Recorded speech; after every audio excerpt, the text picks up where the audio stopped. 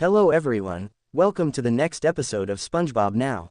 Today, I will be talking about Someone's in the Kitchen with Sandy, and the inside job. First, I'm going to talk about Someone's in the Kitchen with Sandy. Enjoy. The episode starts off at the Krusty Krab's kitchen. Plankton hides in one of the sesame seeds of a bun, attempting once again to steal the Krabby Patty's secret formula. SpongeBob takes the bun Plankton is hiding in and makes a Krabby Patty with it, which he delivers to Sandy's table. Sandy partly unzips her suit and slips the patty into it. Then, Plankton jumps out of the sesame seed just before Sandy takes a bite. He faints shortly after since there is no water in Sandy's air helmet. Later, Sandy returns to her treat-dome. She goes into her bathroom, where she takes off her diving suit and glass helmet. Then, she gets in the shower, turns it on, and rips off her fur coat and bikini. Sandy is almost completely bald and pink, and is wearing a purple set of bra and panties in the shower. She picks up her fur coat, sniffs it, and hangs it on a hook before resuming her shower. Drops of water from the shower fall into her helmet, thereby reviving Plankton. Then, Plankton notices Sandy's pelt hanging on the hook. He takes it, locks Sandy in her bathroom, and brings Sandy's fur coat to the chum bucket. He motorizes the fur coat and moves it to the Krusty Krab, pretending to be Sandy. SpongeBob is happy to see Sandy again, but notices that she's not wearing her diving suit and oxygen helmet. Sandy replies that he can breathe underwater now. SpongeBob believes her, of course. Plankton asks SpongeBob for Krabby Patty tips or information. After some short tips from SpongeBob, Mr. Krabs walks in through the door at the corner of the kitchen and declares that he is leaving the formula out in plain sight by setting it down on a table.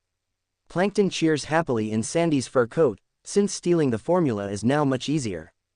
Meanwhile, Sandy finishes her shower. She wraps a towel around her body and walks over to dry her stinky fur coat.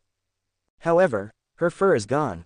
Finding herself locked in, she breaks down the door of the bathroom, fully aware that someone must have stolen it. She then flings the towel off herself, puts a coffee pot on her head in place of her helmet, and runs off to find the culprit, who's possibly wanting to sell her pelt on the Bikini Bottom black market. However, the Bikini Bottom residences think she is naked, and make fun of her hairless pink skin, calling her a hairless goat, a nudist ferret, and a naked chipmunk. Sandy makes a makeshift skirt out of seaweed to cover her hind end, but it overheats, gets brittle, and shatters into pieces when she warms her hairless body by a vent. At the Krusty Krab, SpongeBob is giving Plankton an irritating lesson where he has to put the bun on the exact spot of the patty, but he is always off by a random amount. He gives up, steals the formula, and tries to escape. The real Sandy enters the Krusty Krab and stops him in the nick of time. She then rolls up her fur coat and puts Plankton in a jar of mustard. Unfortunately, the police catch up with her. When they announce that they will take the sicko away, Sandy thinks that they are trying to arrest Plankton for stealing her fur coat, but instead they arrest her for public nudity, making her sigh gloomily as the episode comes to an end. Next, I'm going to talk about the inside job. Enjoy. In the beginning of the episode, Plankton tries to steal the Krabby Patty's secret formula, with Karen launching him into Mr. Krabs' brain, but ends up going into SpongeBob's brain instead.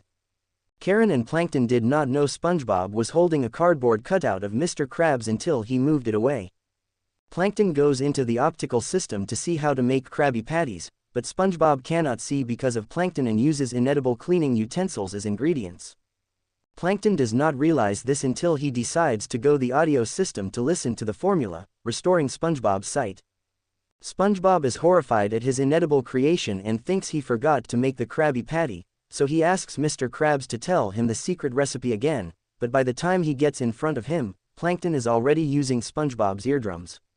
SpongeBob cannot hear Mr. Krabs, so the latter repeats himself by yelling, then by using a megaphone. This blasts Plankton away and SpongeBob regains his hearing with him and Mr. Krabs forgetting the reason for his visit. Plankton then tries to go to the command central, the brain, to learn about the formula. When he goes inside, he is in SpongeBob's pineapple but it is spaghetti-ish and pinkish, so he goes into the library. He looks at SpongeBob's secrets and finds that the formula is in the heart. He slides the vertebrae down there, and when he sucks information from SpongeBob's heart turns into a clone of him, from appearance to personality, while maintaining his own voice and single eye, now blue like SpongeBob's. Karen then calls him asking him if he got the Krabby Patty recipe yet, to which Plankton knows but, now having SpongeBob's personality, refuses to share it as that would be stealing. Karen then turns his mind-reading hat into a propeller to fly Plankton out of SpongeBob and back home. On the way home, Plankton bumps into Patrick, latching onto his skull and accidentally sucking information from him, immediately transforming into a Patrick clone. Karen plucks Plankton off of Patrick while he's walking by the chum bucket and asks for the secret recipe, but Plankton, now stupid as Patrick, is unable to tell her, as the episode ends. Thanks for watching. Subscribe for more videos. Goodbye everyone.